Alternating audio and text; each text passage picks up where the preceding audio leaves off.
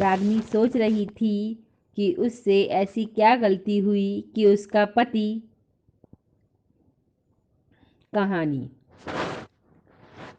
Office से लौटकर कपिल रोज की तरह सोफे पर मायूस और चुपचाप बैठा था।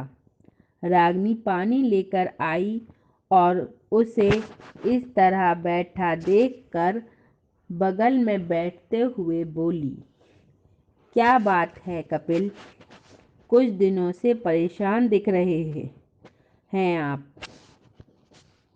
पूछती हूँ टाल देते हैं, प्लीज़ बताइए, शायद कुछ मदद कर सकूं।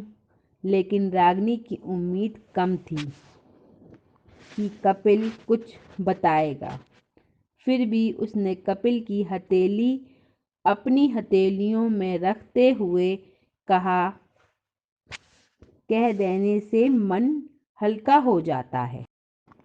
इस बार कपिल ने रागिनी की ओर देखा, गहरी सांस ली और धीमे से बोला, तुम कहती हो कि तुम मेरी खुशी के लिए कुछ भी कर सकती हो। आंखों में प्रसन्न भाव लिए कपिल रागिनी के चेहरे पर नजरें गड़ाए बैठा था। इस सवाल से घबराई रागिनी ने मुस्कुराकर कहा, आपको मेरे प्यार और समर्पण पर कोई शक है क्या? हाँ, मैं आपकी खुशी के लिए कुछ भी कर सकती हूँ। इस बार कपिल ने अटकते हुए कुछ बेशर्म शब्दों को मुंह से निकाला, मैं अपने ऑफिस की सीमा से प्यार करने लगा हूँ और वो भी मुझे चाहती है। हम दोनों शादी करना चाहते हैं, तुम समझ रही हो ना?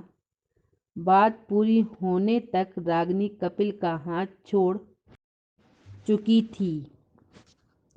आंखों में आंसू आ गए थे और उसका शरीर कांप रहा था।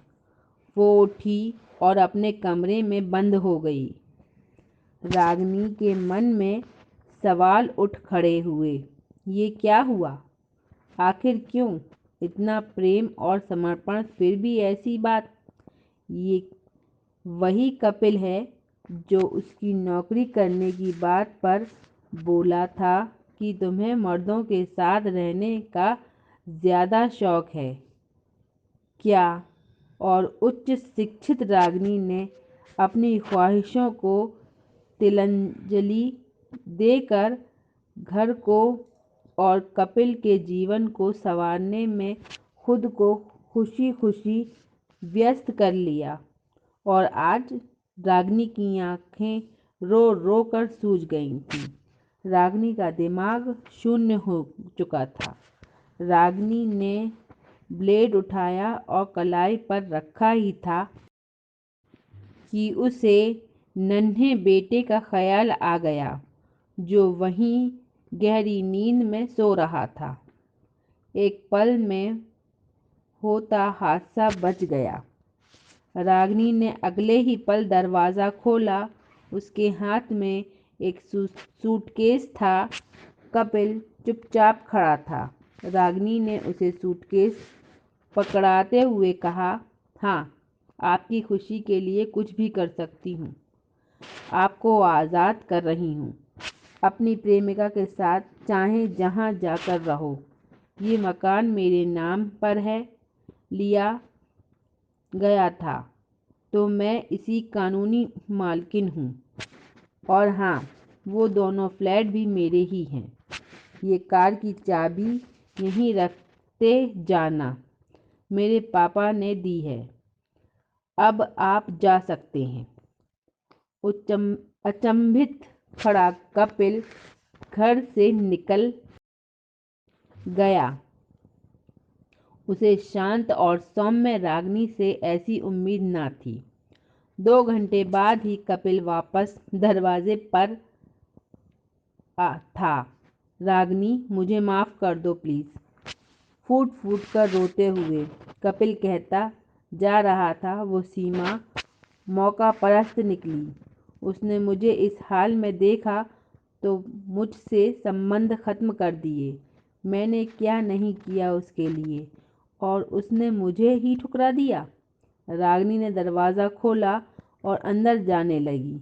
पीछे पीछे कपिल माफ़ी मांगते हुए अंदर आ गया। माफ़ कर दो ना मुझे, मैं भटक गया था।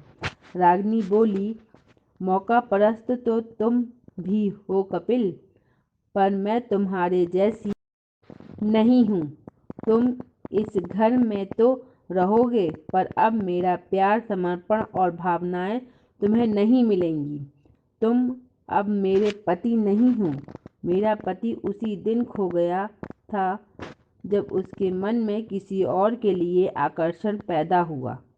कहकर रागिनी बेटे को लेकर अपने कमरे में चली गई। उसके बाद उन दोनों में कभी कोई बात नहीं हुई।